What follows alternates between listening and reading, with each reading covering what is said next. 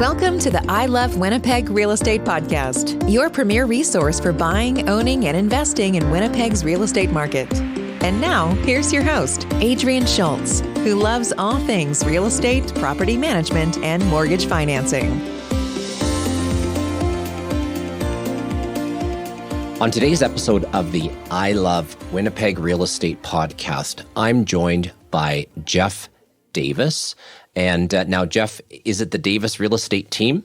I think we're technically called the Claude Davis Real Estate Team, but I'm here as our representative today, I suppose. And who's Claude for our listeners who don't know? Sure. So I am a second-generation real estate agent. My dad is Claude Davis. He's been in the business since the late 70s, although he might get mad at me for telling you that. So that's a little bit about you and your business. Can you tell us about the neighborhood that you specialize in? Sure. So we're based out of the LePage Dynamic office on Corden Avenue in the heart of River Heights. And certainly my business takes me all over the city, and most frequently, I'd say, in the south central neighborhoods with a real focus on the River Heights neighborhood. So what makes River Heights unique compared to other parts of Winnipeg? I think a big part of it is its location in the city. It's a very central neighborhood. It's very quick to get downtown to a lot of shopping and other businesses like that, while also retaining some of the aspects that people like about more suburban living. Generally have nice big yards in River Heights. You know, you have room to put a double garage on your yard and also still have some green space behind the house, which is nice. But people see, nicer commutes, more of a community feel and walkable neighborhood than you would get further south in the suburbs. What do you think is the most significant thing that has changed in River Heights over the last decade? So one of the things we've seen become a much bigger factor is the influx of infill development in the neighborhood. For the most part, that is older homes that maybe have structural issues being torn down and newer homes built on those lots. One issue that's been quite divisive in the area, I would say, is the subdivision of some of those lots, especially in the more western parts of the neighborhood, like Centennial Street, for example, where they'll take a 50-foot lot and turn it into two 25s. There was also the newer townhouse-style condo development along the old train tracks on the western side of the area, as well as a soccer field on Grosvenor Avenue on the west side that was turned into about 30 high-end infill homes as well about 5 years ago. So yeah, I think that's been, there's people on both sides, obviously pro new development and nice high-end homes coming into the area, and people who kind of like the status quo and push back a little bit against the size of some of these infill houses and the different architectural styles as well. And I know there's sometimes a play on words, Crescentwood and River Heights. Could you just sort of draw us a visual boundary of what you consider to be the official River Heights? I can, and I have a strong opinion about this because I grew up in Crescentwood and everybody assumed it was River Heights, but it's not, it's Crescentwood. So I consider the eastern boundary of River Heights to be Cambridge, and east of Cambridge, kind of in the area where Kelvin and St. Mary's high schools are, that would be Crescentwood. Crescentwood was the earlier development in roughly 1905, I believe, that was subdivided off. And the boundaries of that included what is now considered Crescentwood, as well as Oxford and Waverley Streets, which is kind of the northeastern corner of River Heights. Wellington Crescent would be the northern boundary, Taylor Avenue on the south, and then Kenniston Highway on the west side. Okay.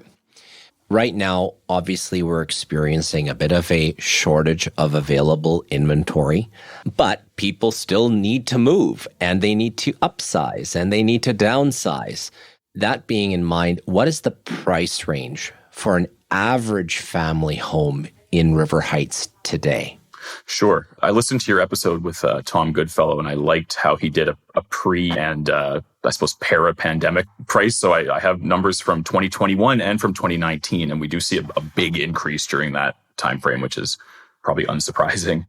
So average in 2021 of single-family detached, so that's excluding multifamily or duplexes, was $495. So it's pushed up to almost $500,000 on average. Now, I also pulled the median price, which is only $435. So it's been over a decade since I took stats in university, but what that means is still more than half of houses selling are under $450. So there is, in the $350 to $400 range, you can still get into the neighborhood, into a nice bungalow, for example, as a starter home. And then all the way, of course, some of the some of the highest end real estate in Winnipeg is in River Heights, especially along the river on Wellington Crescent. So there's a huge range in the area, but still accessible, I think, for those first-time buyers. That price of $435, by the way, is up from $380, which was the median in 2019. So we've seen a significant increase in those 2 years.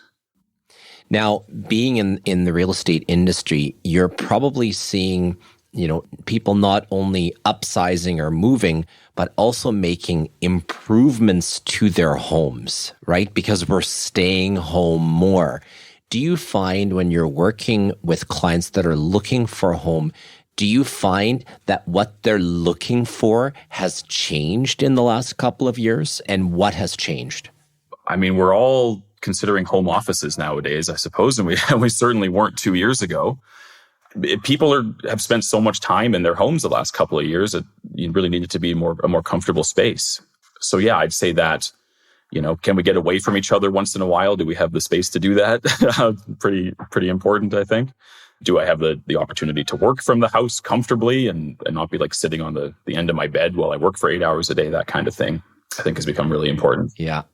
We both have kids, so we can appreciate this. We ourselves, my wife and I, we renovated our basement during the pandemic, Nice. or cleaned it up just so there was like more space to play, right? Not for her and I, but for the kids. And also the backyard. Like, I don't think we've ever landscaped as much as we did in the last 2 years. And that's just so we were fortunate enough to have a nice big yard so that we could, in fact, stay at home if we needed to. And, you think about the kind of homes that people were looking for before, and you want sort of like maximum square footage of a home. But I think people now are also taking into consideration, again, the size of the yard in case they need to stay home, which is kind of interesting. Do you find that well, you mentioned it. So in River Heights, you've got sort of the beginning, the mid, and the high end range. Is it sometimes a challenge for a young family to choose a home in River Heights that they're going to be able to afford? Or do you find that, it sort of caters to all needs? It is. I mean, there's such a variety of style of house and price range. I mean, the original developments basically range from about 1905 to the mid 60s is when you get further south in the area. And then now with those infill homes, I mean, really it's 110 years worth of different styles and sizes of home in the area. It is a challenge. It's very in demand. I find when I meet with new buyers to start looking for a house, it's often the first neighborhood they mention when they're considering different areas. So depending on budget, depending on what people need as far as size, number of bedrooms, that sort of thing, to be honest, sometimes there can be better value to be found outside of the neighborhood because you do, to some extent, you pay to be in River Heights because it does have that very central location and high desirability. Yeah. And I think a bit of cachet as well, as do many other neighborhoods. For sure. We used to live in Armstrong Point, right? But I refer to it as Wolseley now, but we were so central. You needed to go out for dinner and it was a 5 or 10 minute drive to your favorite downtown restaurant, right? And then we moved and we moved out into Tuxedo and we're always thinking like, where do we go? Like there are options, but not nearly as many as there are living in River Heights or right in around or Crescentwood, because I know we chatted about that. Yeah. So I guess, what do you love most about River Heights? So from the real estate perspective, I love that variety. I love that I can show somebody a bungalow built in 1931 one day, and then we can go see a cool mid-century place built in the early 60s the next day, and you're still in the same neighborhood. You have those nice big yards like we talked about. You have the opportunity to spend time outside, but it's still pretty walkable depending where you are in the neighborhood. There's lots of great restaurants. My personal favorite is Bonfire Bistro on Corden and Waterloo. We used to go there a lot, at least pre-pandemic anyway. That's a classic. Absolutely, yeah. And, for me, it's like I always think about where I'm going to walk my dog if I live in this neighborhood, or where I'm going to go for a jog. And from River Heights, you even have easy access to Assiniboine Park. Again, going downtown for dinner or a show or Jets game or whatever is also very doable from the neighborhood. How do people reach you? So I can be reached on my cell at 204-955-4320 or Geoff with a G, Geoff Davis at royallepage.ca. And they can also check out my website at geoffdavis.ca. Thanks for your time today, Geoff. Yeah, thanks very much, Adrian. Thanks for listening to the I Love Winnipeg Real Estate Podcast. If you like this episode, please subscribe and give us a rating, which will help us reach more listeners. Until next time, connect with us on social media and online at ilovewinnipegrrealestate.ca.